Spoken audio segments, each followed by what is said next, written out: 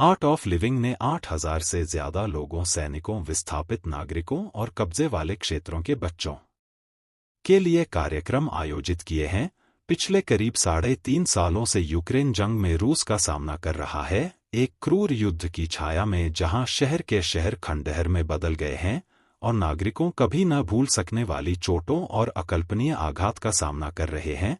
वहां दया की एक शांत और किसी को नजर न आने वाली एक क्रांति लोगों का जीवन बदलने में लगी हुई है। आध्यात्मिक गुरु श्री श्री रविशंकर के नेतृत्व में आर्ट ऑफ लिविंग फाउंडेशन ने यूक्रेन में हथियारों की मार झेलते लोगों के दुखों को खत्म करने का एक प्रयास किया है, जब धीरे धीरे बदलने लगी चीजें। फाउंडेशन की तरफ से जारी एक विज्ञप्ति में बताया गया है कि जब यूक्रेनी सेना के अधिकारी पहली बार आर्ट ऑफ लिविंग के राहत सत्रों में आए तो वहां मौजूद लोगों के लिए नजारा काफी डराने और परेशान करने वाला था। आर्ट ऑफ लिविंग के एक शिक्षक ने बताया, उन्हें देखकर मेरा दिल टूट गया। उनके हाथ, पैर और पीठ घायल थे, उनकी आंखों का डर और खालीपन मुझ पर भारी पड़ रहा था। लेकिन धीरे धीरे चीजें बदलने लगीं और कुछ असाधारण सा होने लगा। कैसे आर्ट ऑफ लिविंग यूक्रेन में युद्ध के जख्मों को भरने में लगा, एक टेक्निक से बदला जीवन। रीड इन कैसे आर्ट ऑफ लिविंग यूक्रेन में युद्ध के जख्मों को भरने में लगा, एक टेक्निक से बदला जीवन। साल 2022 से आर्ट ऑफ लिविंग ने 8,000 से ज्यादा लोगों, सैनिकों, विस्थापित नागरिकों और कब्जे वाले क्षेत्रों के बच्चों के लिए कार्यक्रम आयोजित किए हैं। यूक्रेन में युद्ध के बीच आर्ट ऑफ लिविंग ने शांति और मानसिक स्वास्थ्य सुधार के लिए राहत सत्र आयोजित किए हैं।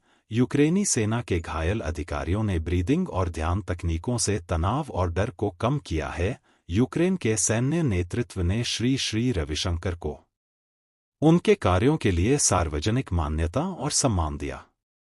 पिछले करीब 3.5 सालों से यूक्रेन जंग में रूस का सामना कर रहा है, एक क्रूर युद्ध की छाया में, जहां शहर के शहर खंडहर में बदल गए हैं और नागरिकों कभी न भूल सकने वाली चोटों और अकल्पनीय आघात का सामना कर रहे हैं।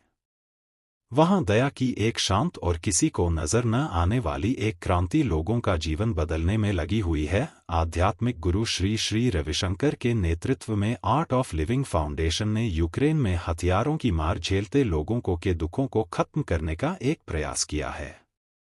फाउंडेशन की तरफ से जारी एक विज्ञप्ति में बताया गया है कि जब यूक्रेनी सेना के अधिकारी पहली बार आर्ट ऑफ लिविंग के राहत सत्रों में आए तो वहां मौजूद लोगों के लिए नजारा काफी डराने और परेशान करने वाला था। आर्ट ऑफ लिविंग के एक शिक्षक ने बताया, उन्हें देखकर मेरा दिल टूट गया।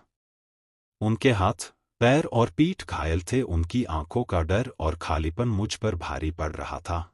लेकिन धीरे धीरे चीजें बदलने लगीं और कुछ असाधारण सा होने लगा। आर्ट ऑफ लिविंग की ब्रीदिंग और ध्यान तकनीक सीखने के बाद इन्हीं अधिकारियों ने बताया कि वे शांत, स्ट्रेस फ्री, फोकस्ड और सुरक्षित महसूस करने लगे हैं। युद्ध के दिखाई देने वाले घाव, खालीपन, क्रोध और दुख धीरे धीरे कम होने लगे थे। इसका प्रभाव इतना गहरा रहा है कि यूक्रेन के सैन्य नेतृत्व ने श्री श्री रविशंकर की ओर से हो रहे कामों को सार्वजनिक तौर पर मान्यता दी और उन्हें सम्मानित किया। कमांडर से मिला सम्मान।